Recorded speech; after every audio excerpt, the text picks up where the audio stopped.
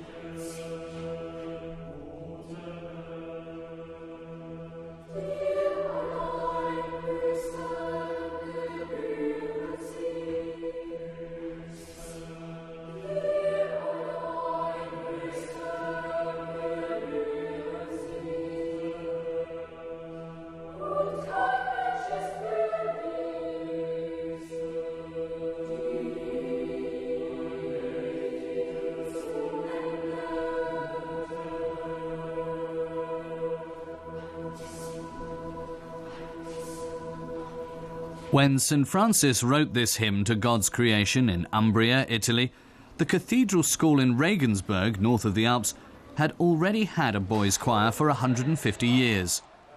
The Regensburger Domspatzen is not just the oldest boys' choir in the world today, but also one of the best.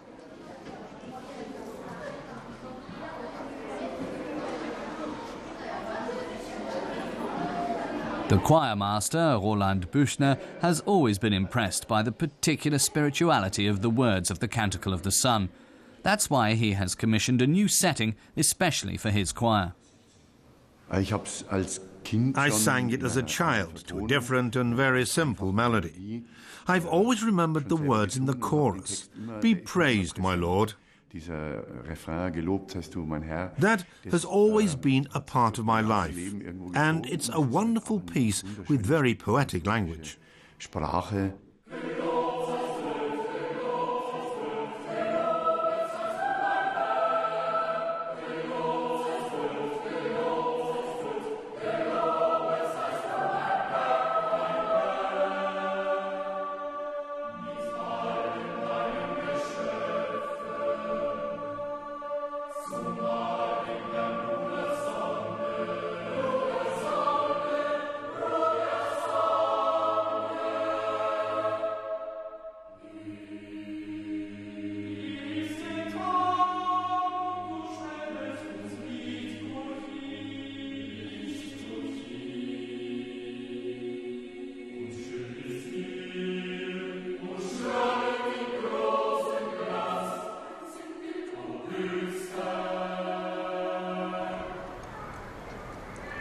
Assisi, a small town in Umbria.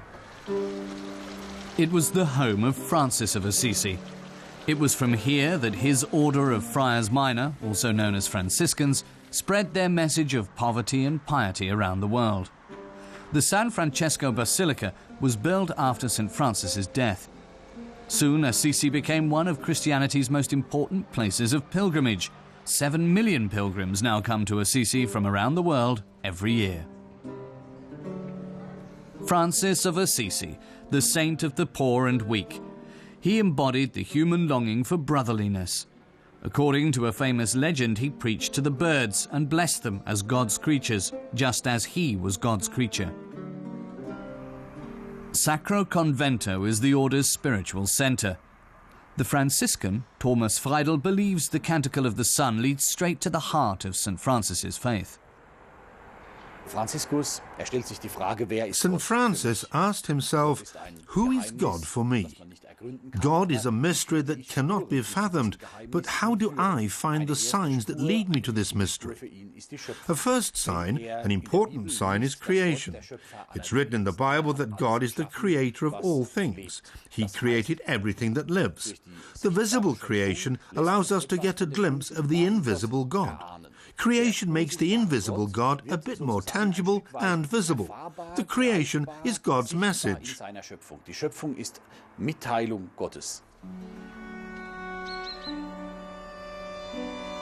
As a young man in his early 20s, Francis, a wealthy merchant's son, had his moment of enlightenment in the small, tumble-down church of San Damiano. In a vision, he heard God's voice from the cross above the altar. A replica of that cross still hangs here today. The voice told him to rebuild God's decaying church. Now, he knew what his path was. He forswore possessions and his inheritance and led a life as an itinerant preacher and day laborer. He experienced God as becoming human through Christ, who in Christ makes himself small, poor and weak. That's why he saw his calling in living in poverty and in piety in harmony with creation. Then he was joined by others who wanted the same thing, and an order of friars was created, and in just a few decades this order had spread throughout the known world.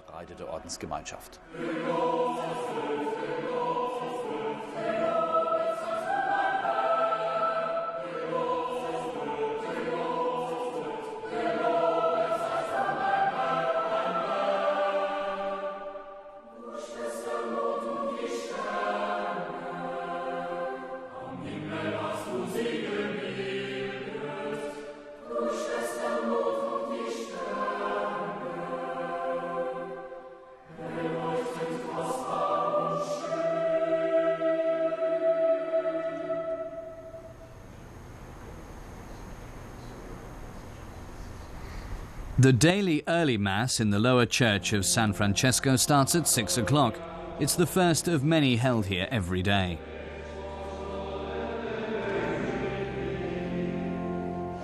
In the crypt directly below the altar is St. Francis of Assisi's tomb. The remains of the order's founder have lain here in a stone coffin since 1230, when the church was completed.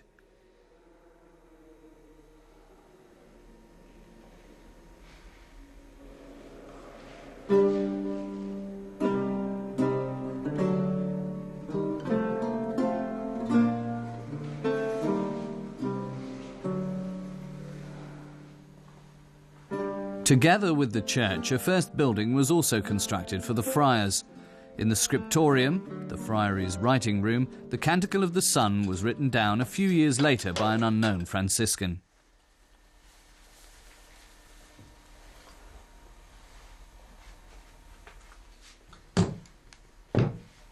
This manuscript is now kept in the monastic library under Codex 338. Brother Carlo Botero, the librarian, looks after the treasure. It's clear that music was supposed to be added to this manuscript, so that the text could be sung. But evidently, the melody was so well known that nobody thought it necessary to write it down. And so, those lines have been left blank. The melody was probably repeated like a chorus for the whole text. It was probably French in origin, maybe a song by French minstrels St. Francis had known. From his early biography, we know that he liked to sing French songs when he was happy. Everyone knew those songs in those days.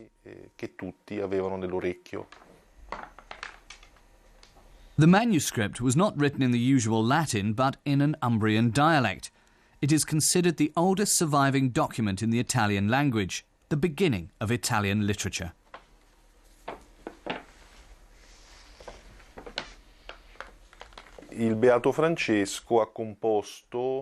St. Francis wrote this in an hour of inspiration, while he was lying sick in San Damiano convent. He was sick and almost blind. And just as he couldn't see at all anymore, he praised nature's beauties and thanked God that others would be able to enjoy them.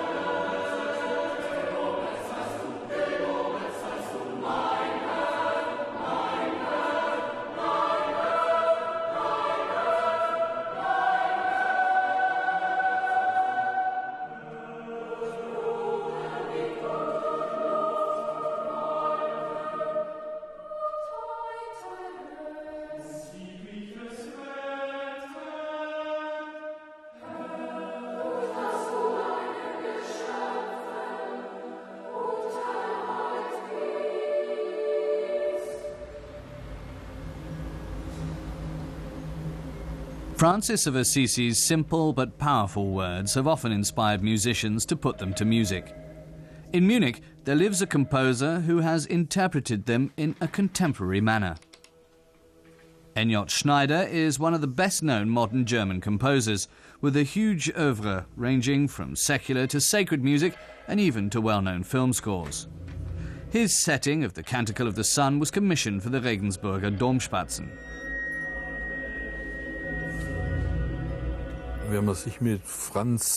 If you confront Francis of Assisi, you are also always confronted with the fact that he was a very simple person, who was allegedly able to speak to the birds and animals.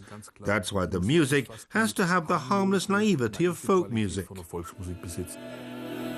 Traditional folk songs he heard on Italian islands provided the inspiration for his arrangement of the Canticle of the Sun.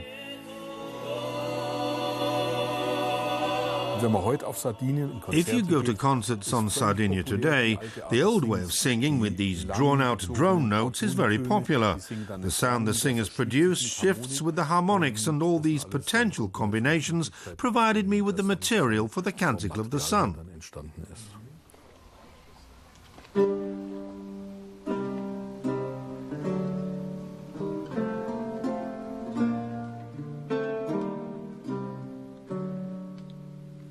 Music is also part of the miracle of creation.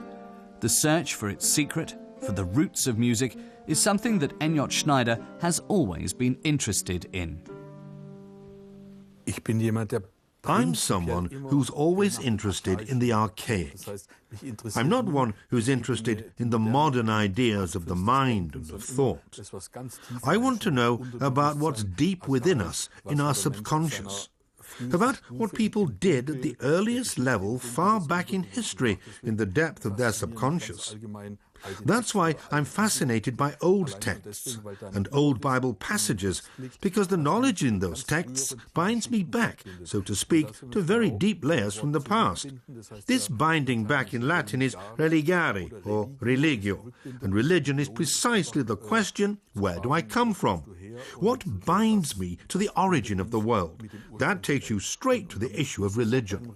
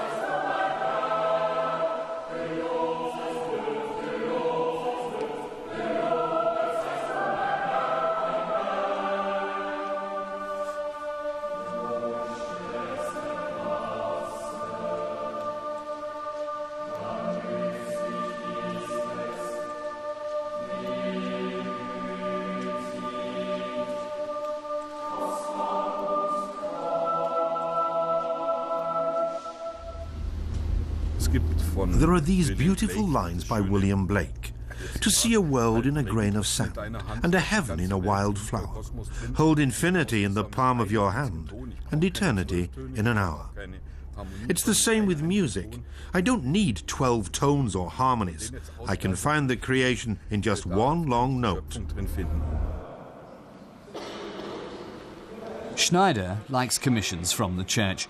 Through sacred music, he gets closer to his great passion, the questions about the purpose of the world and about where mankind has come from and where it is going. Many great composers had similar questions, and these questions also led them to sacred music.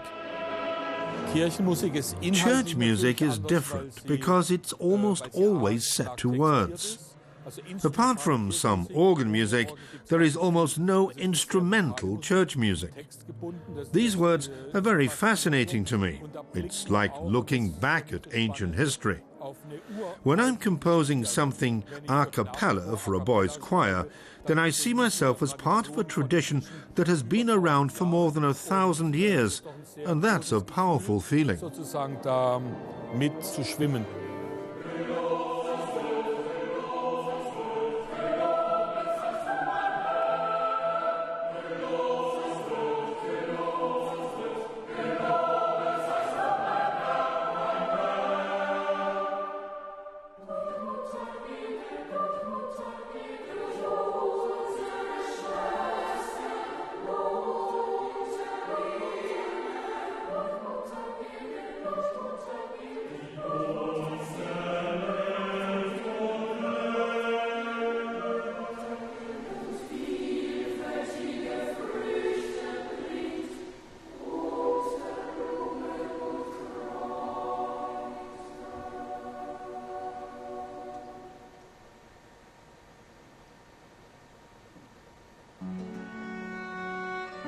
In the mountains above Assisi is the small Carceri hermitage.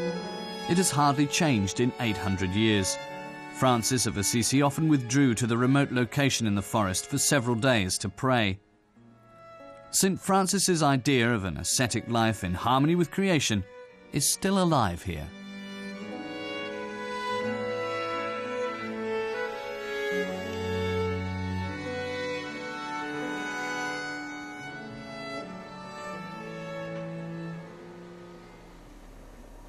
Down in the valley, in Assisi, the order grew quickly.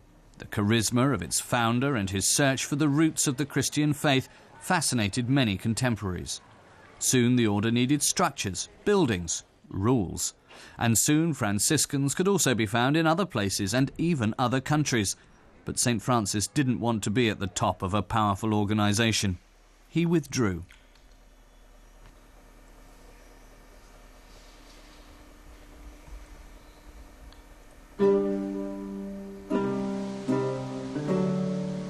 While on a pilgrimage to the Holy Land, he suffered a severe illness.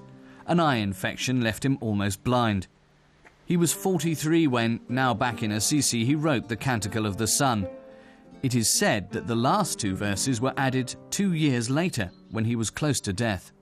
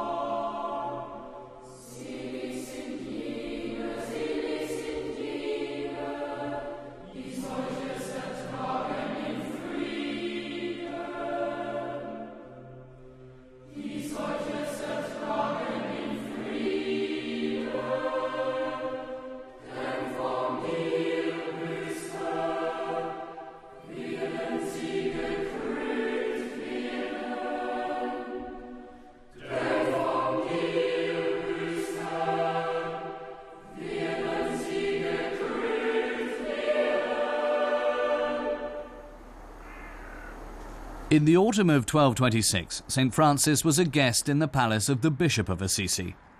2 days before his death, he had himself carried out of the town. he spent his final hours in a small chapel with a few close associates. They prayed and sang the Canticle of the Sun.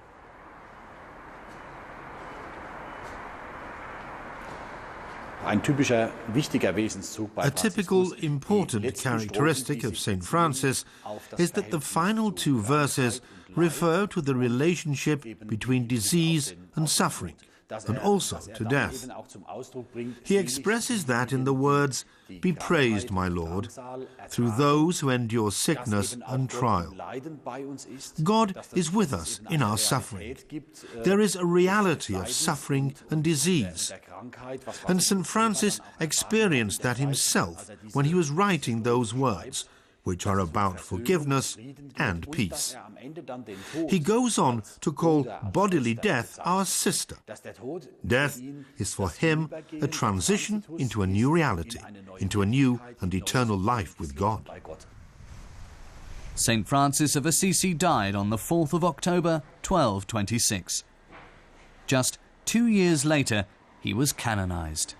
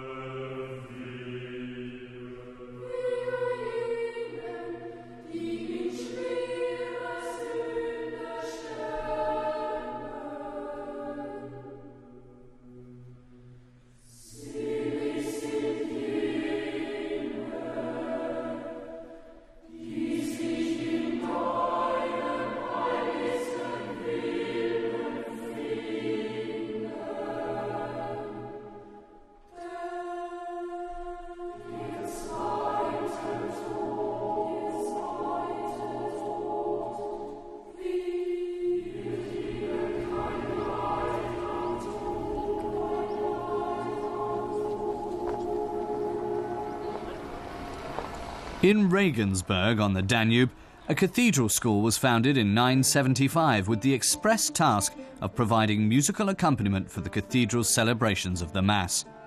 Since then, for more than 1,000 years, the Regensburger Domspatzen, the choir and the school, has had an unbroken history.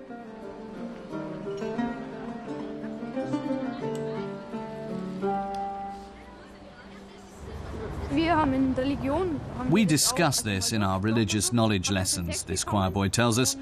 We learned that St. Francis of Assisi wrote this before his death, and it becomes really clear when you read it, and especially when you sing it, that it's in praise of nature and of God.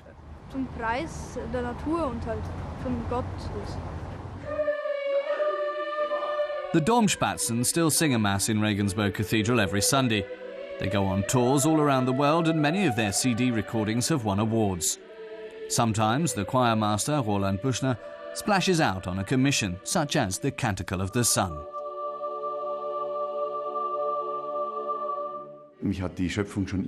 I've always been deeply impressed by creation. I've always had an open eye and open heart for it. The other thing that has always spoken to me, even as a child, is that death was included. While that shocked me, it also moved me. But it is still with me. Death is everywhere. That's something that helps us in our lives. Eine Lebenshilfe.